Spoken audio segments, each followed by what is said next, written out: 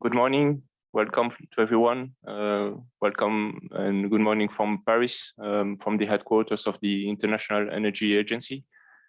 My name is Jacques Warichet, and I'm an analyst at the IEA in the Renewable Integration Secure Electricity Unit.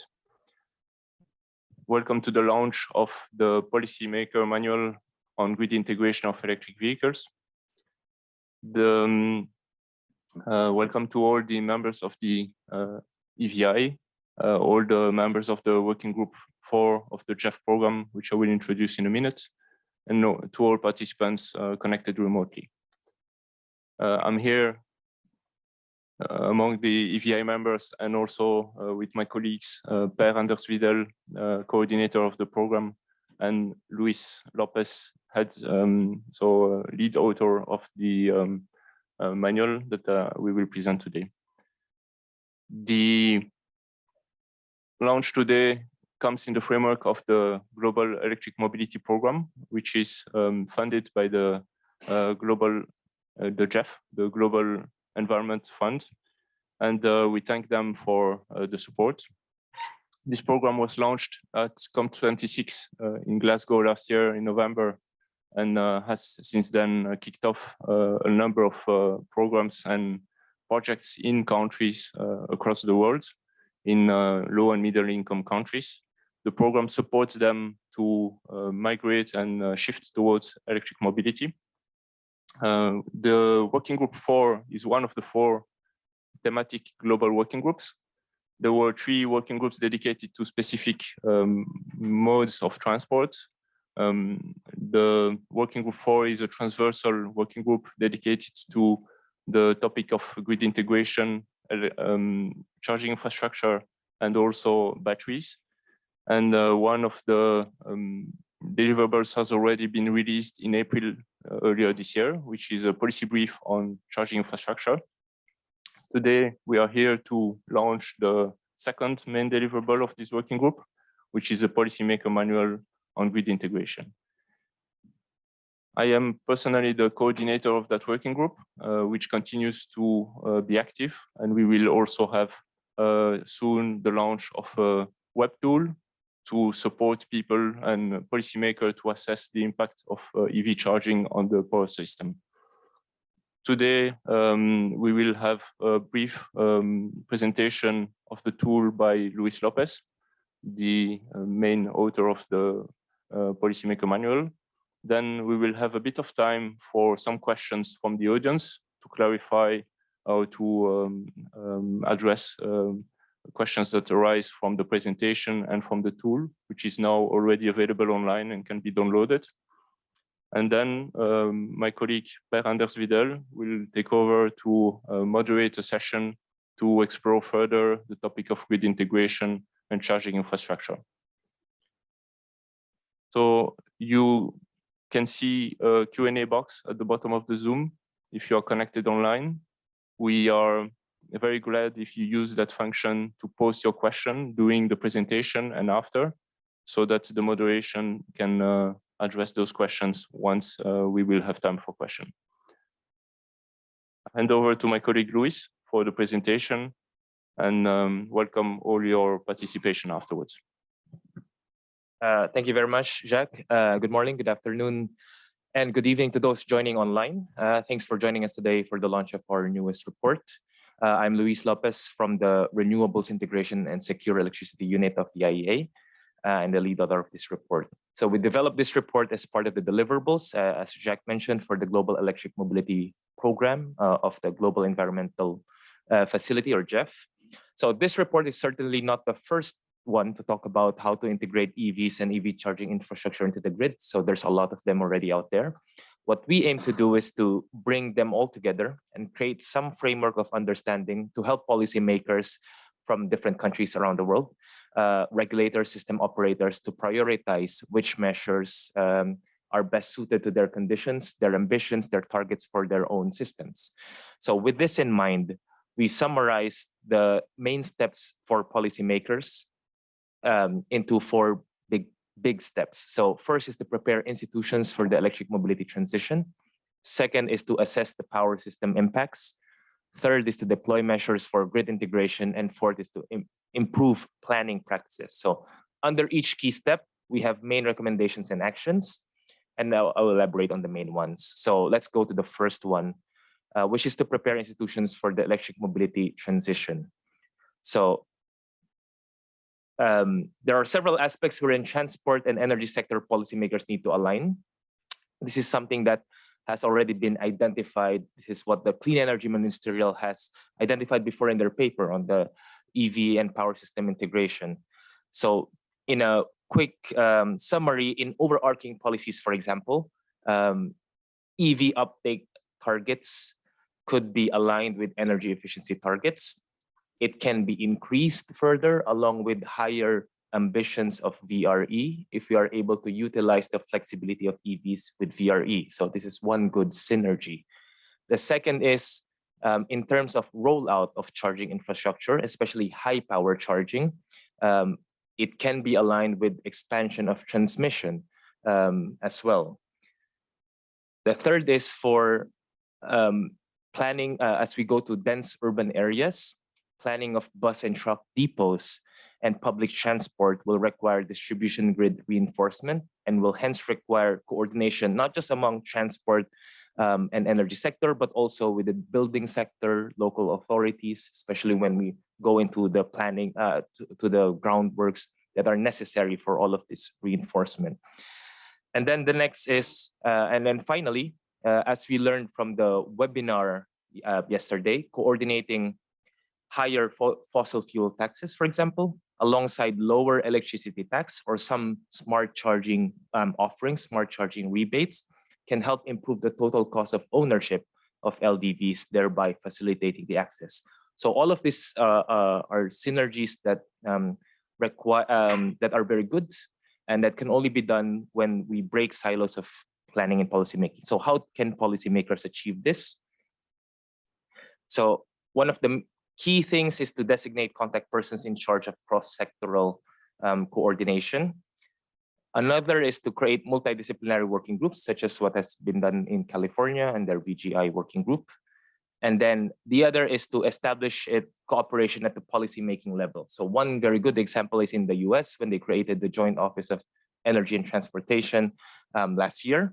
And one important synergy that they've achieved here is to leverage the Department of Transport's right-of-way across interstate highways to accelerate permitting for transmission expansion. So it is one way by which all of these theoretical synergies can be put into action. So that's the main, those are the main recommendations for the first step. We go to the next step, which is assessing the power system impacts. So to do so, we must first determining power system impacts to determine vehicle electrification priorities. So why is this important? Mobility patterns vary by country, as we can see in this graph. We see more two-wheeler uptake in Asia, higher bus use in Latin America, personal LDV use in North America and Europe. And what gets electrified tends to follow this preference, but it's not always like that. Fleet electrification, for example, in taxis, buses can often happen quicker because fleet managers can recognize that and they decide on total cost of ownership rather than just upfront purchase price. Likewise, policy intervention, a very specific one that aims to address fright, for example, like in the case of India, can encourage electric vehicle uptake in certain segments over the others. So why is this relevant? It's relevant for the power system policymakers because charging solutions and their impacts on the grid vary. So taxis and buses will require more en route and depot charging, therefore higher impacts on the grid because it's highly utilized. There's not much room for idle cars. Therefore, the impact on the grid would also be higher. Meanwhile, two-wheelers, such as in Asia, for example, could feasibly do battery swapping, which has a lower impact on the grid. And of course, LDVs, as we see in North America and Europe, tend to charge at home in the workplace. And depending on the level of penetration, the charging impact can be more noticeable or not. It also depends on whether, for example, you're in the workplace or in a commercial or industrial zone wherein the impact of charging is quite small, doesn't really make a noticeable impact. In considering this, we also see that those same charging solutions provide us opportunity. The longer the vehicle battery is connected to the grid, the higher the potential for leveraging its flexibility. So at home, where it spends up to 12 hours, or for example, battery swapping, where standby batteries are always connected to the grid.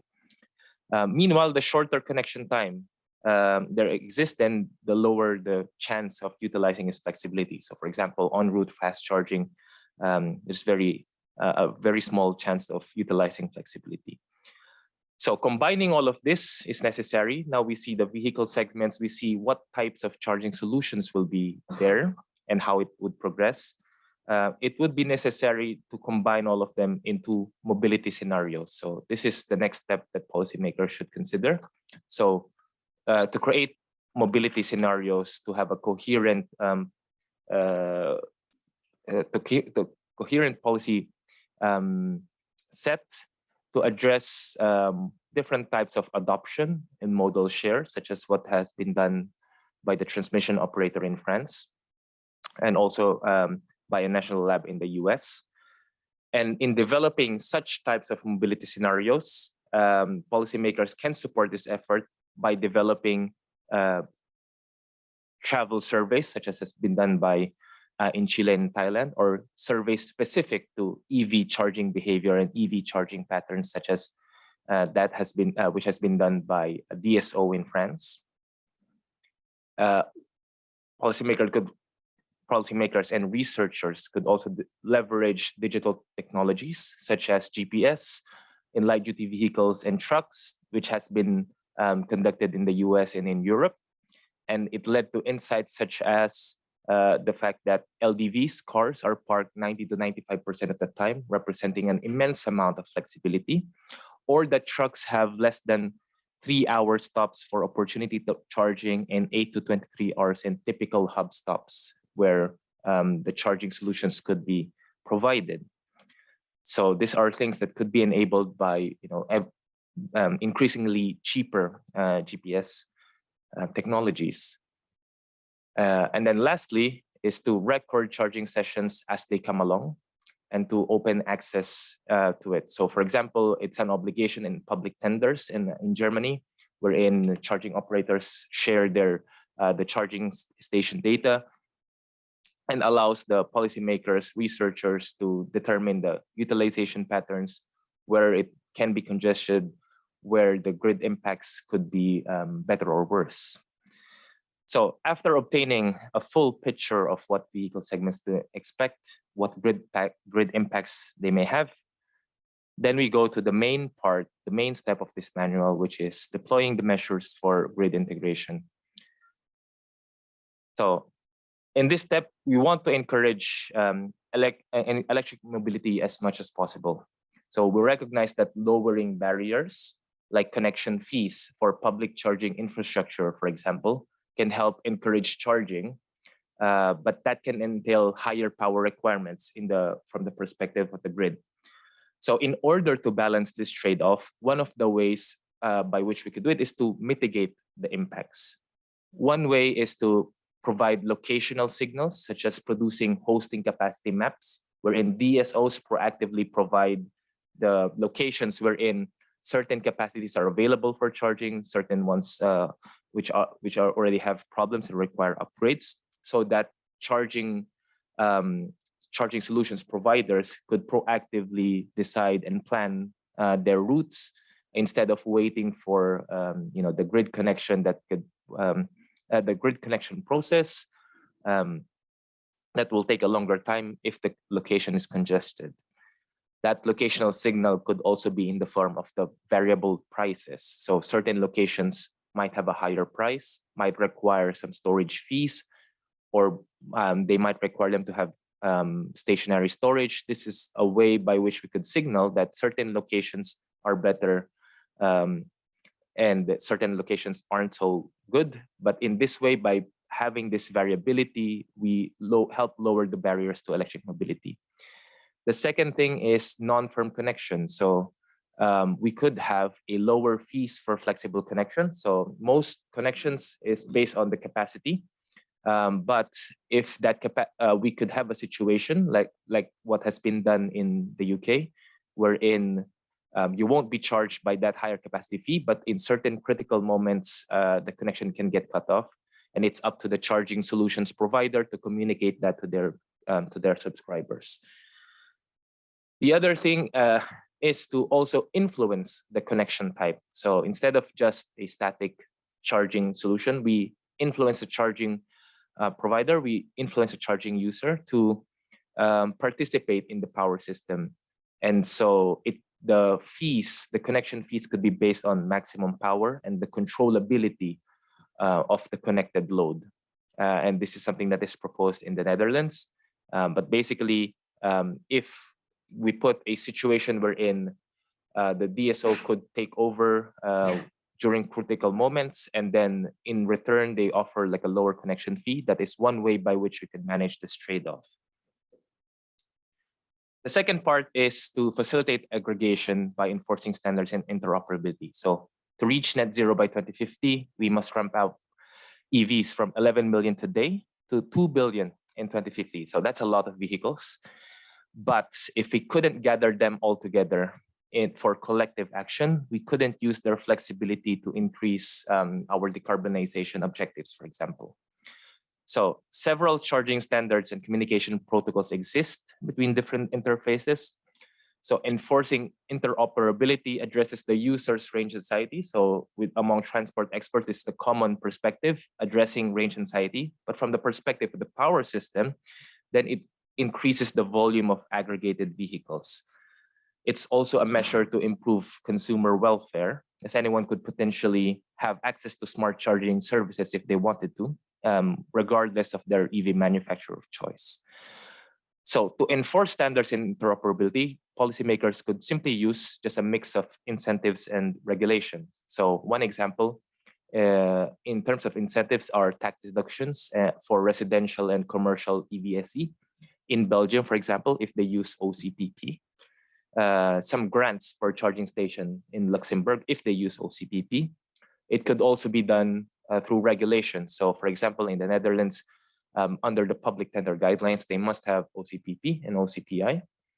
Meanwhile, in the UK and in India, they must have, as a charging regulation, OCPP. So that is one way by which we could enforce that for policymakers. Next is to value the flexibility. So now we really want to integrate the EVs, but how do we really value how do we really activate the investments in the smart infrastructure, make the EV user engage in smart charging? All of these things, the reward must come from somewhere. So the money must come from somewhere. So if we imagine the value chain of EV charging, from the EV all the way to the power system, we start first with tariff design. And it's very simple. We could have time of use tariffs. You could even have specific to the EV technology, like what they have done in Korea. We could have real-time pricing and critical peak pricing, among other examples by which we change the tariff. And specifically, for example, for critical peak pricing in the US, they could save up to $1,000 a month for participating in such scheme. In doing so, we shift the charging whenever it's beneficial to the grid. That's one incentive by which we could engage users, their service providers, the OEMs to participate in this and invest the necessary infrastructure, communications, and all of that in the systems. The next is within the distribution system. We could have flexibility contracts and markets, such as the local flexibility markets that exist now in the UK, Germany, Italy, Netherlands, and Switzerland. And then it could also be on the bulk energy system in wholesale and balancing markets. So for example, opening balancing markets with the help of aggregators, such as what has been done by the UK through virtual lead parties. and measures to adjust product specifications. So for example, in Sweden, to participate in primary regulation, you just need 100 kilowatts. So that's just 27 vehicles charging on 3.7 kilowatts, versus other countries in Europe, for example, wherein the minimum product specification is 1 megawatt. So you need to aggregate a lot just to provide that reward for the EVs. So those are the ways by which we could value the flexibility for EVs. The next is to coordinate EV charging with renewables. So we already know this. This is one of the big reasons by which we, why we want EV charging to be more flexible to increase renewables consumption. So in Korea, for example, EV charging of just 30% of the fleet could reduce operating cost by $21 per megawatt hour, and reduce peak cost by $18 per megawatt hour. So that's around 20 to 30% of the cost reduction. So how do we coordinate EV charging with renewables? One way is to encourage daytime charging. So as we need to have the chargers in places wherein the vehicles will be there during the daytime. And in many cases, it's in the workplace. So charger incentives, supporting installation, training for building installers, such as what has been done in the UK and the US. That's one way. The second is providing incentives. So for example, in Belgium, you could receive incentives for installing chargers if you could prove that it's connected with an RE supplier or some on-site generation exists.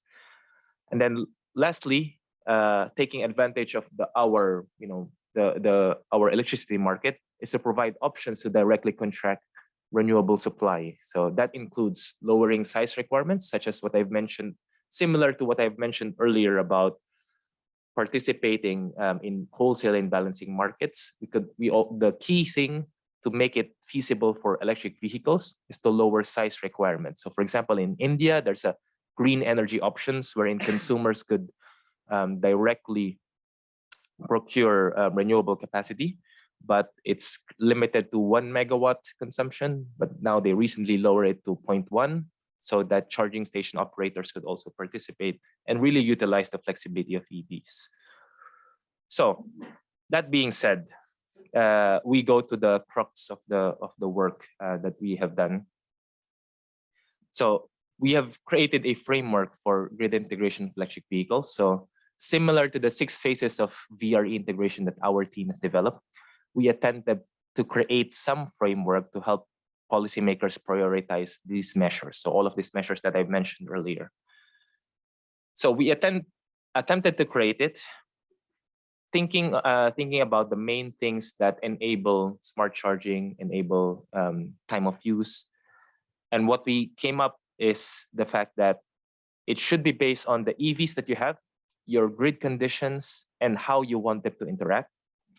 So in terms of the amount of EVs, for example, how much of it is actually flexible, because you could have a lot of EVs, but if they are heavily utilized, for example, car sharing or fleet operations, then you will use more opportunity charging, therefore grid upgrades. And likewise, it also depends on the flexibility that you allow for the grid. So for example, do you just build up capacity whenever there's a congestion, or do you allow situations wherein flexible charging or just flexible demand can forego grid expansion? So this framework is not one line of progress. It depends on individual countries, subnational territories, and their respective targets. So let's go over them. So first is phase 1, which is no noticeable impact. So many countries, low middle income countries, countries wherein EVs are not popular yet. For example, in Australia, no notable impact. What you could do is encourage higher EV uptake through incentives and public EVSE deployment. We want to encourage EVs in this situation.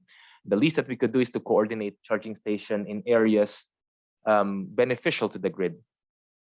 The next is phase 2, wherein some load is noticeable and some distinct variability is observed by EV charging. But the demand for flexibility is low. It's quite low that simple flexibility measures would suffice. And in this case, passive measures such as time of use tariffs or enforcing some kind of charger delays on the vehicle could suffice because you just want to avoid off-peak. And crucially, the example that we have here is actually Norway. So despite the really high shares of EVs in Norway, they can be classified under this phase because one, it already has high shares of clean and flexible hydro generation. That's one. The second is they have a really high existing distribution grid capacity because they have the highest share of electrified heating already. So the grid capacity is not a problem. So the introduction of EVs is not so much of a problem. So the impact of EV charging is noticeable only in certain instances. For example, in winter periods, maybe in some rural areas, and they already have a wide set of flexibility measures. So they have real-time pricing on their tariffs as an option.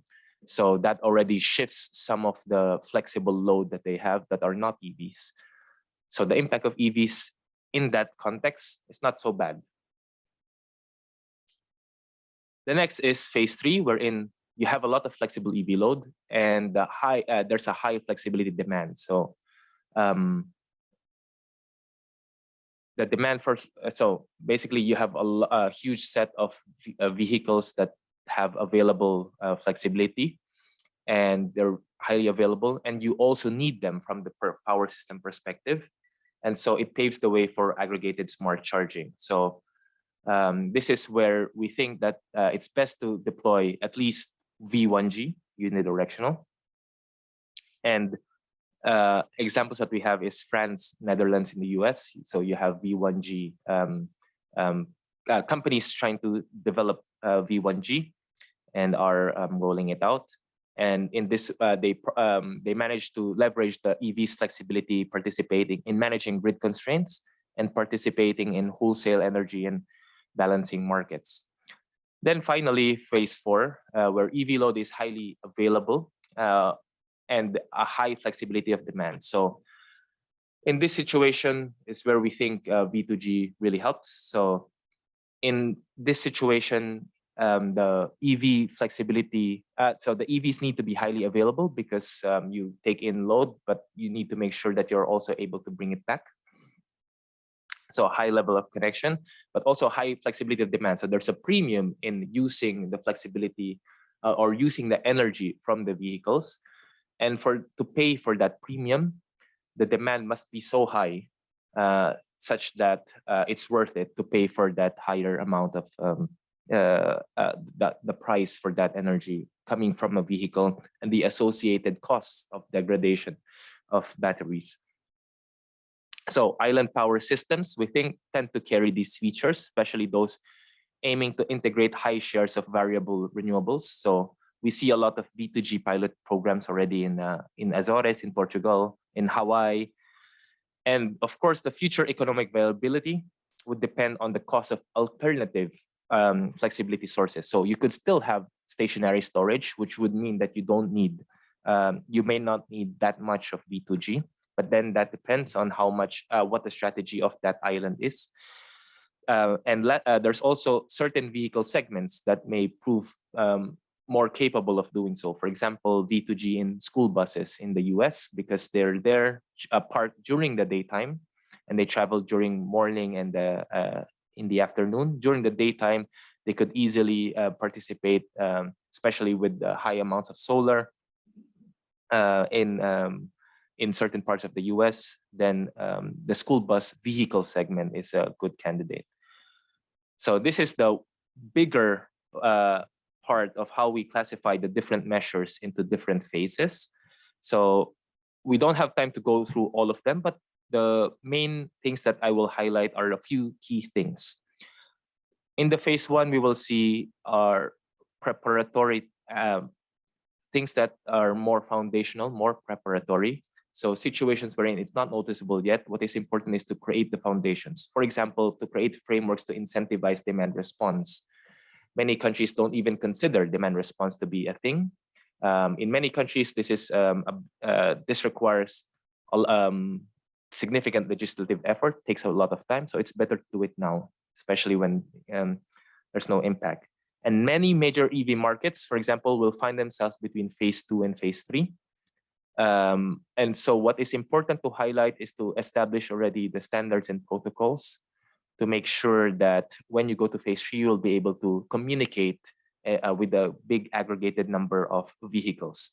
And this is where we want to highlight the fact of, even if you are in phase 2 right now, there is a value in establishing minimum communication requirements from charging infrastructure or from the vehicles themselves through vehicle telematics. So the idea here is by setting a minimum standard of smartness, there will be no obligation to smart charge. But once we reach a condition such as phase 3, then we will be able to do so if we wanted to.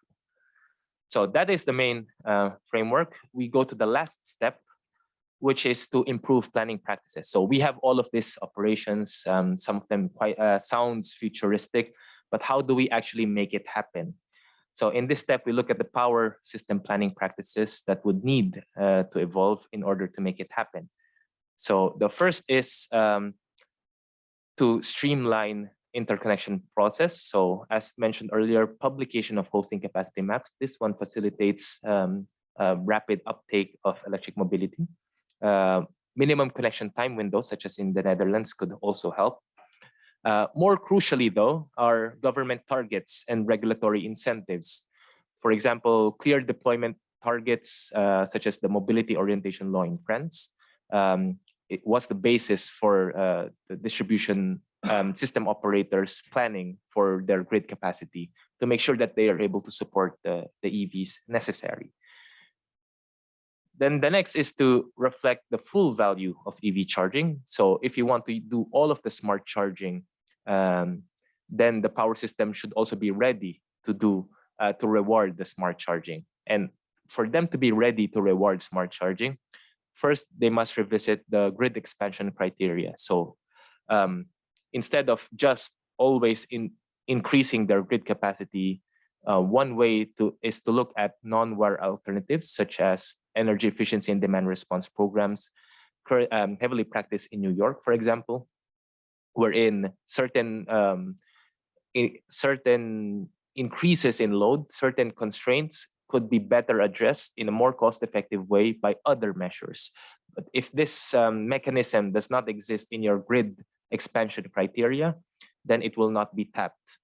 Likewise, there's also distribution deferral opportunity reports, such as in California, wherein distribution companies are required to fulfill this step. Have they considered all opportunities before they increase the capacity of the grid? So this is one way by which we could identify and commit smart charging into participating fully in the grid. And then the next is also the system planning. So we mentioned about the grid, there's also the system. So now we look at the energy aspect. So this requires moving from a deterministic point of view, wherein we install, we put the installed generation capacity at a convenient margin from this determined peak load. We should move from something more deterministic to more holistic and probabilistic, wherein we could afford to have a lower installed generation capacity by really considering the instances, the probabilities by which the peak load could be seen by the system, and by considering resources, not just a generation addressing load, but also load shifting so that the generation won't be necessary. So for example, so some of those peaks could be addressed. For example, a study in the Netherlands shows that 78.5% of the capacities during peak periods could be addressed by just simple load shifting. So you could save a lot of generation capacity by simply just considering all of the resources that you have. And that can be done by changing the planning process in the system. So with that, we summarize the 4 key steps: prepare institutions, assess power system impacts, deploy measures for grid integration, and improve planning practices. That is it. You may access the report in this link. Thank you very much. Happy to hear your questions. Thank you, Luis. We have received a few questions during your presentation. I will try to address them as much as we can, but please feel free to continue posting. And if we don't have time today, we may write to you later. So we received 3 questions related to the financing of charging infrastructure, especially for emerging and developing economies. We remind also that the Working Group 4 has released in April a policy brief on charging infrastructure, which addresses the business models and deployment strategies. My colleague, Julia Guyon, who is the lead author, has posted in the chat box the link to that policy brief, so you're also welcome to have a look at that one. But Luis, I will ask you to briefly give a few words on the financial situation of charging infrastructure. So it costs a lot of money to deploy charging infrastructure, especially in emerging economies where there is a lot of technical and non-technical losses. So what is the way forward for deploying infrastructure in especially in the distribution grid? So one key thing that we observe in public charging infrastructure, so as we learned also from the previous report by my colleague Julia, big thing is that the utilization tends to be low because there's no the demand for the deployment of EVs are not yet there. So the utilization is low, so therefore the interest and the business case is not so interesting. One way is to introduce fleet electrification, and this is something that we see anyway. Something that is common that we see in emerging economies. So with fleet electrification, for example, you already have an assured load, assured users of the fleets, and therefore the charging infrastructure that you would install would tend to be used directly. At the same time, from the perspective of the power system policymakers, let's say they need to create a substation in order to service that load. They also know that that substation would be utilized. So from the perspective of power systems, from the distribution grid operator, the charging solutions provider, and the fleet manager, the approach of fleet electrification helps address all of these risks.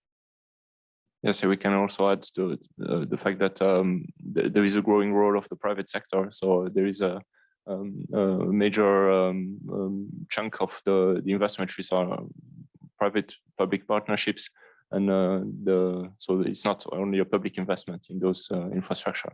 Thank you, Luis. So another question relates to the fact that we talk a lot about managed charging. It's very important for the grid. Now, when it comes to fast charging, especially on the way, on the highway, there is a lower chance of managing this charging behavior. So what are the options to mitigate the impact of fast charging on the grid? Yeah, so so this is very difficult because one key way is to just increase the grid capacity so that it will be able to address it, and that's one way by which you could encourage electric mobility uptake, which is what we want at this stage. One way to try to balance that is to expose them to some kind of critical peak pricing that would really increase the pressure. These critical peaks are often like really grave situations that maybe last for several minutes, maybe 1 hour, and if the charging provider is exposed to critical peak pricing, what they could do is to at least provide the signal where the next charging location is.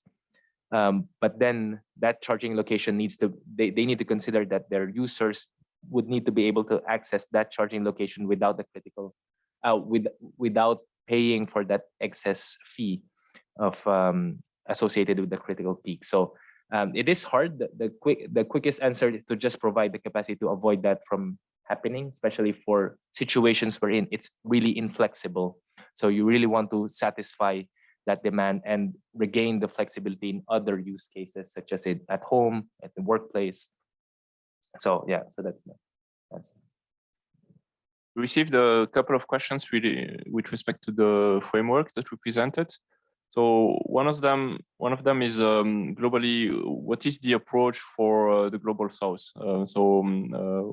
I think the main audience of this manual is the policymaker, especially in low and middle income countries. So first of all, what should be their approach? And secondly, there is another question related to how does this framework allow to assess the value of services that EV charging can provide to the system, since this is in many cases not yet, there is no market yet for ancillary services. And so how does this framework also enable to assess the value of such a nascent market for services? Yeah, so for the question on the global south, so I would point to the example of what India is doing. So in India, there's a big push on fleet electrification. So three-wheelers that they use for freight, buses. By doing fleet electrification, they could reduce the risks associated with building up charging infrastructure and then the power system investment that are necessary to make it happen. So that's one way. The other thing is to consider alternative to also electrify the more easily the vehicle segments that are easier to electrify, such as two-wheelers. So in India, for example, they don't need any more additional support for two-wheelers. It's just taking off on its own without having, and then at the same time, the strategy in the strategy, they don't make any specific incentives for LDVs, which they consider as something that the wealthier segments of the population could do on their own. So that's the quick example. The second is on, sorry, what's the second question again? The second question is related to the valuation of the services in places where there is at the moment no real market for ancillary services and services to the grid. Yeah, so so unfortunately, it's very hard to evaluate the services when it's not yet there. But what we want to say is that if you want providing an ancillary market services, providing demand response in wholesale energy services, or even just changing the tariff structure, this is a political choice by the country to consider the demand to be an active participant in the power system. So this is what must come first. And that's why we put it as a foundational aspect in phase one, because without any of this, then there's no real trigger to do smart charging, to participate in the grid. So there must be a reward that must come. So after all, power system, the cost of developing a power system in many countries is socialized among different users. So if there's a way by which users could lower that cost, often in a situation wherein it's a monopoly, if there's a situation where we can lower that, I think that is something that we should encourage. So the first step is to establish the market first. So we won't be able to activate the EV flexibility without that. At the same time, it's not just EV flexibility that would participate when you create these markets. So there are other demand response. So there are industrial demand response. There are other aspects within the demand. So for example, flexible electric heaters, which could also participate and help fulfill, help provide services when you open up those ancillary market service. and all of the other markets that I've introduced earlier. There is a question related to the optimization function objective for the managed charging. So since every grid is different, especially when we talk about distribution grids, so what is the desirable objective, and how can we move in the right direction to ensure that actually the managed charging is helping the system and eventually the ultimate goal of decarbonizing transport? So the way I understand it is that optimization of how they participate in the grid. In the US, there are examples by which they see that EVs provide services for the distribution grid and also for the wholesale market. And they realize situation wherein participating in the wholesale market would defeat the distribution grid's voltage regulation objectives, for example. So what they have done is to provide a hierarchy that the algorithm of participation considers the distribution constraints first before they fully commit for the wholesale level. This also highlights the need to increase the participation, the coordination between TSO and DSO, not just for EV purposes, but also for wider power system decarbonization objectives. I'm not sure if I fully answered the question on the optimization. But I have a question on data. So some countries, especially Germany, are requiring now the charge point operator to share some data about every charging session. So the question is, so what data should be shared, and what is then the process to make this data useful for the wider goal, not only of assessing let's say for the charge point operator itself and for the industry, but also for the grid integration of EVs in the long term. So yeah, so for some basic charging information that would be helpful in modeling would be just the periods of charge, at the time periods, the duration, and that already helps a lot in modeling. The locations, of course, help, especially when we want to model alongside the distribution grid. Ways by which this could be done in a safe way, because is to provide some data privacy, data protection regulation. So, for example, general data protection regulation that has been done already in the European Union already does a lot, helps a lot in terms of increasing the the confidence of users in sharing that data. Of course, there are aspects of anonymization and all of that, but basic thing is like time period of charging, the energy that they use, where they are, and that's already a lot. So yeah.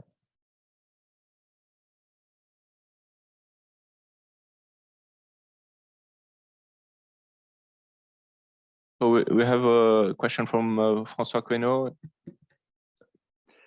Yeah, good morning, everyone. So yes, indeed, there's also some questions from the room. Nowadays, it's coming back.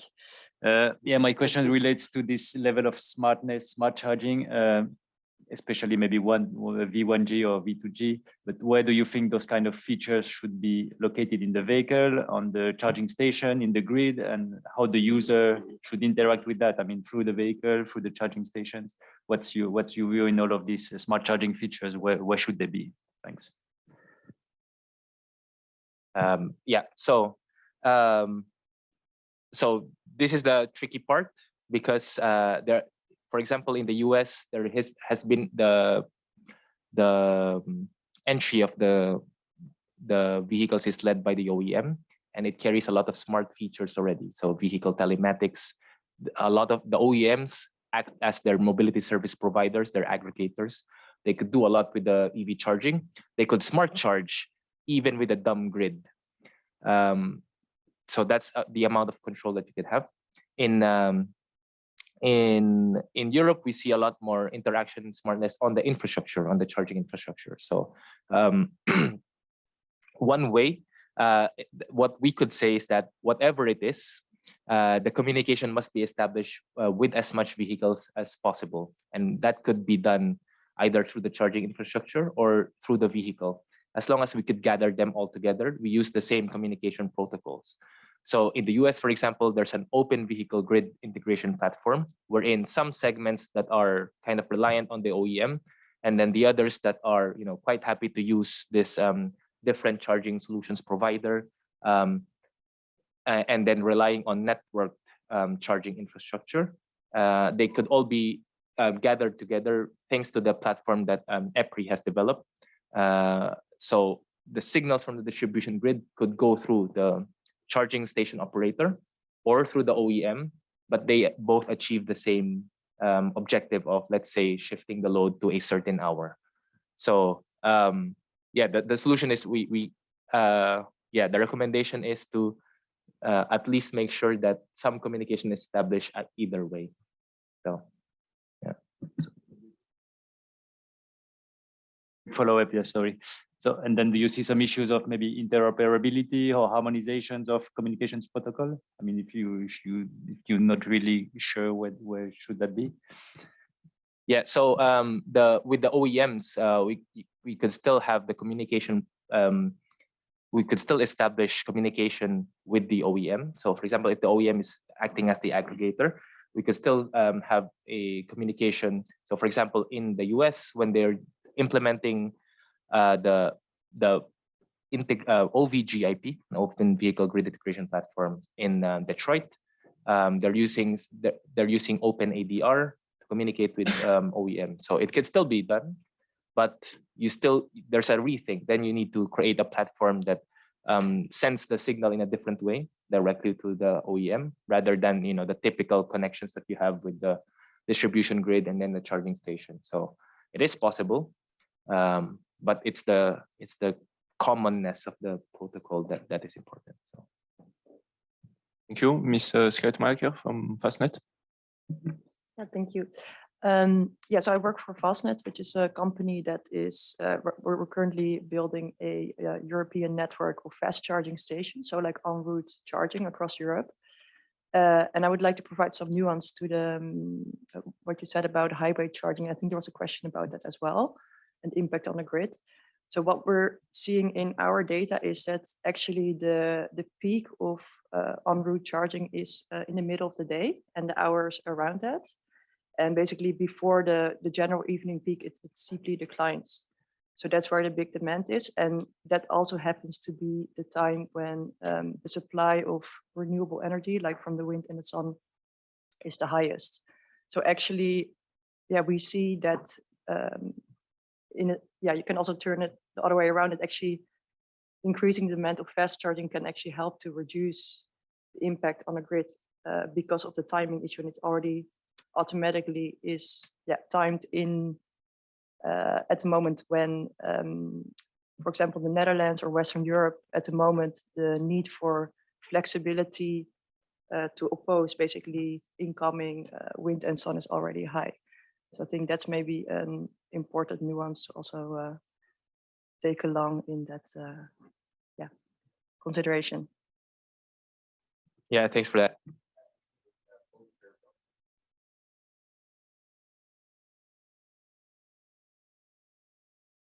You good? Of course, it's a separate question whether the transmission or the distribution grid has enough capacity to support it, and that's where the constraints would play along. And then, of course, then the cost associated with upgrading the grid, whether how much of it would be passed on to the charging station provider, or is there a way by which we could do in the middle, like they would only be charged that amount only for certain critical moments wherein the congestion is really bad, and maybe in that way we could encourage more fast charging and only charge them in certain situations, and then the demand would also react based on that. So I think we have a question. Thank you. Hello, everyone. I'm from China SAE. I noticed that you mentioned a few Chinese cases and data in your, your presentation. So, but I think China has some different situation nowadays because we have put forward a lot of policies to promote the infrastructures increasing, and I think is the charging infrastructure is also in its rapid increasing nowadays. But I'm not sure whether the policy manual is applicable to China's situation, because we want to foresee what will happen in the future, although it's in a very good situation now. So I hope we're glad to share more data and cases you needed. So I will also welcome more suggestion from IEA about the policies that China can put forward in the future. Okay, thank you. Yeah, thank you very much. Yes, we wanted to have more Chinese examples. For now, the main examples that we have is on battery swapping. So there's a big boom of battery swapping, especially for two-wheelers, where it seems to be like very commercially feasible. And one big trial that they have is this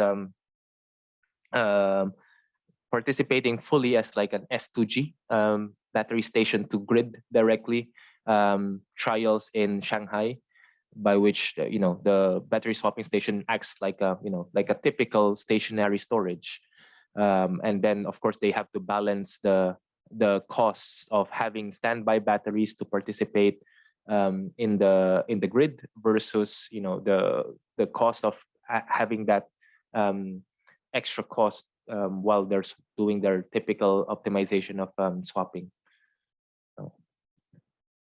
The question of Mr. Liu is a good way to jump to the next session, where we will discuss the next steps for the IEA and the work program that we are leading on EVs, and especially on grid infrastructure, grid integration and charging infrastructure. But before we jump to that, I still have a couple of questions in the chat box.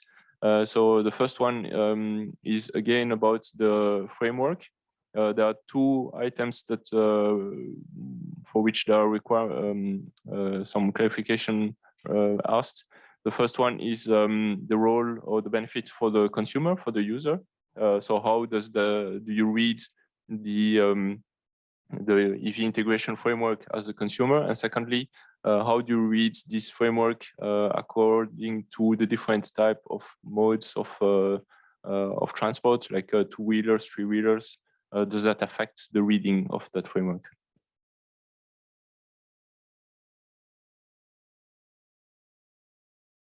So for the first question on the user, so basically from phase 1 to phase 4, what we see is how complex the grid is in being able to reward EVs for charging flexibly.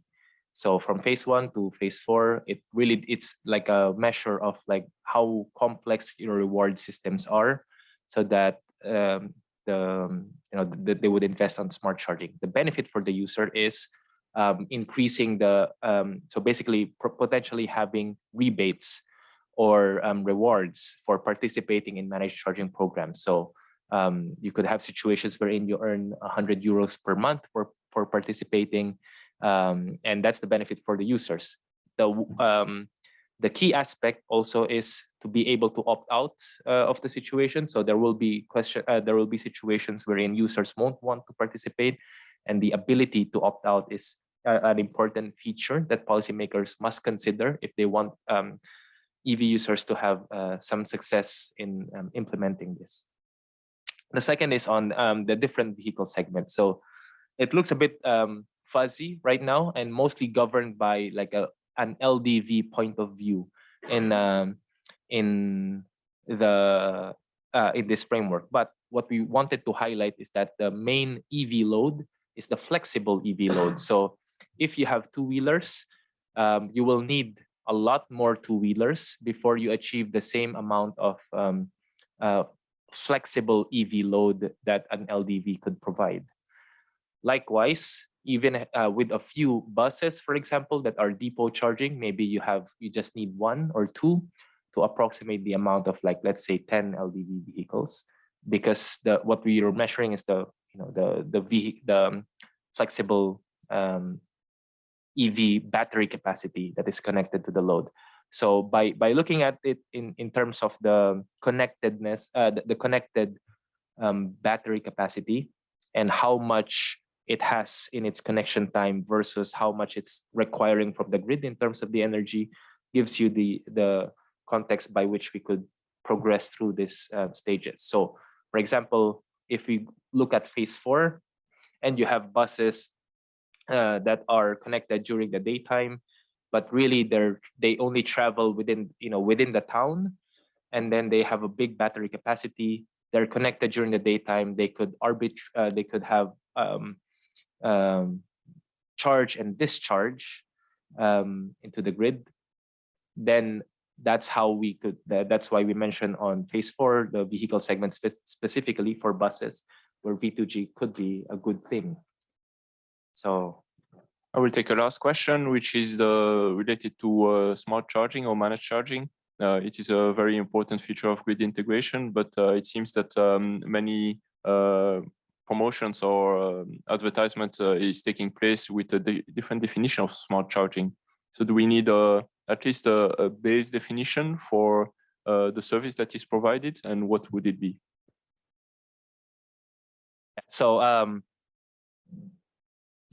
the way we try to clarify this and is to from the phase 1 to phase 4, collectively they're all managed charging. So basically we just manage the process, and then even if it's done passively, for example, by just suggesting to users that maybe don't charge in off-peak periods by some tariff design, and it's up to the user to do it or not, to delay their charging or not, then that's already like a passive measure. Then we consider smart charging when there's a direct control, whether they participate on the grid, whether they participate in wholesale markets. Because if the control is direct, and then that's when we consider it smart. And then of course V2G is a different thing. But collectively we just try to call it managed charging. We know the initial battle will be difficult, but at least for this manual, this is how we view it. Thank you, Luis. I think now it's time to go to the next session, which is moderated by my colleague Per, and which will discuss the next steps for the IEA. Since this manual is a milestone for us, but it doesn't conclude our work. It's a part of our work program, and we will now discuss how this fits into the wider picture of the role of EVs in the energy sector. And now I hand over to Per. Thank you very much, Jacques, and thanks to Luis as well for this great presentation and all the good questions. So indeed, for the last 10 minutes of this session, we just want to take the opportunity to use this excellent group and everyone online to also share a few thoughts for next year's plans. And in this context, of course, also not only to share our gratitude for the members of EVI that are here today and online, as well as the working group participants from the JEF program, but also, of course, the transport project partnership colleagues who are in the room, and many partners as well, including the World Business Council for Sustainable Development Network on Mobility, who's here today as well with us. I mean, this group is, so what we're looking for over the next 10 minutes is really your feedback on both, of course, what you heard and how that type of tools and activities can be developed, but also looking at the particular activities for next year, both when it comes to analysis, but also, of course, different activities. I would like to stress here at the beginning too that we are not doing this in isolation from other partners and other platforms. We are the coordinators of the electrical vehicle initiatives. We are coordinators of some of the working groups under the global e-mobility program. But here it's very important for us the next year, in the spirit of Breakthrough Agenda, to work with other platforms to ensure that we don't have the same discussions in separate parallel fora. So what I'll present to you now is basically a few ideas we discussed with some other partners of a webinar series that could lead up to the next Clean Energy Ministerial meeting, which will be hosted in India in July. Again, doing it not only with EVI members, but also other partners, both from governments, but also from industry.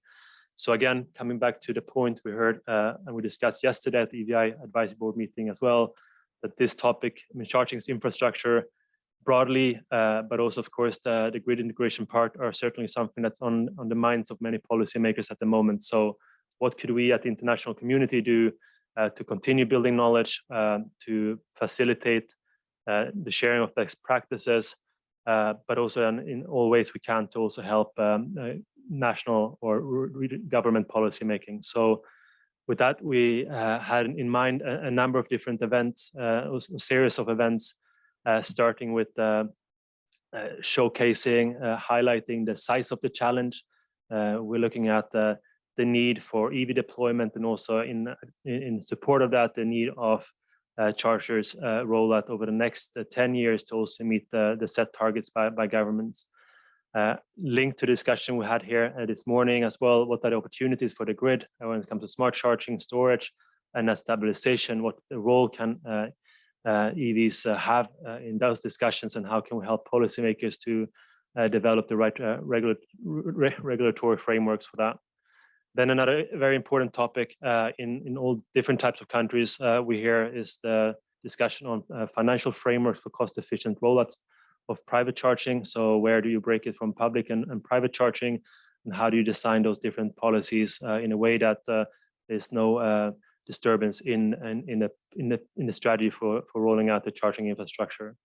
Then, of course, partly linked to these previous points too, is of course making sure that you have the chargers in the right point, in the right locations, and of course, in many countries, it might be easier to figure out how to do it in densely populated areas, but how to approach areas which are less densely populated. And then we also, one point that comes up in many organizations, including our own analysis and recommendations to policymakers, is how to, what are good models for government coordination and governance as well, as part of the complexity when it comes to this topic of many different government agencies, both at the federal level, but also at the regional and local level being involved. So we also, from colleagues yesterday, other ideas came up on whether looking at also experience when it comes to encouraging users when it comes to the equal to grid and get the active users engagement and acceptance.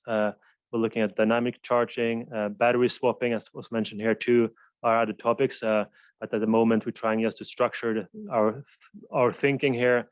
And of course, then with other colleagues too, to see, okay, what are the different focus areas that could make sense? I'm not saying that everyone each country would be as interested in all these topics, but at least trying to find a good mix that also suits different countries depending on where they are in their EV deployment rollouts.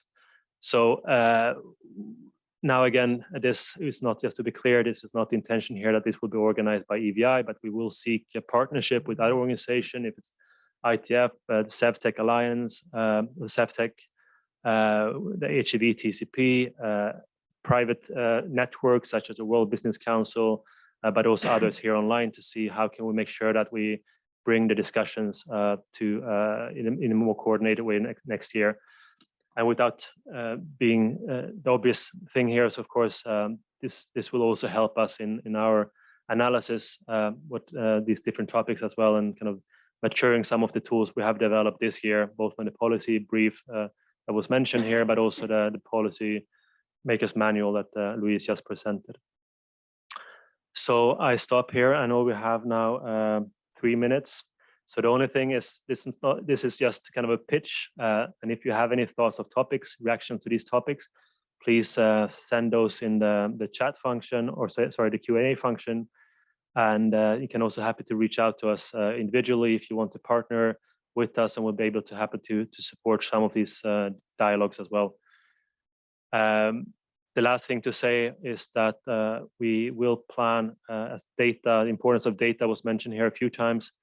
We are planning for the sake of the preparations of Global EV Outlook and also the further development of some of the tools under the GEF program, organizing a data webinar on 24th and 25th of January, where we explain a bit more on our data collection cycle, but also here show the importance of data to improve analysis and modeling for the work we're doing.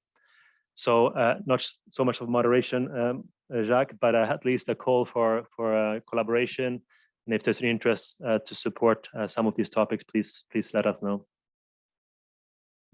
Maybe to conclude the session, I remind everyone that the session has been recorded and will be posted on the website of the IEA, in the place where you could register for the event.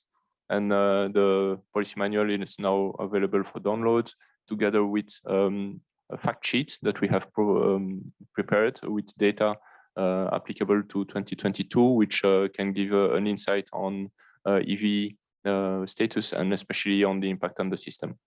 So thank you, everyone, and I wish you all a good day and hope to follow on this work very soon.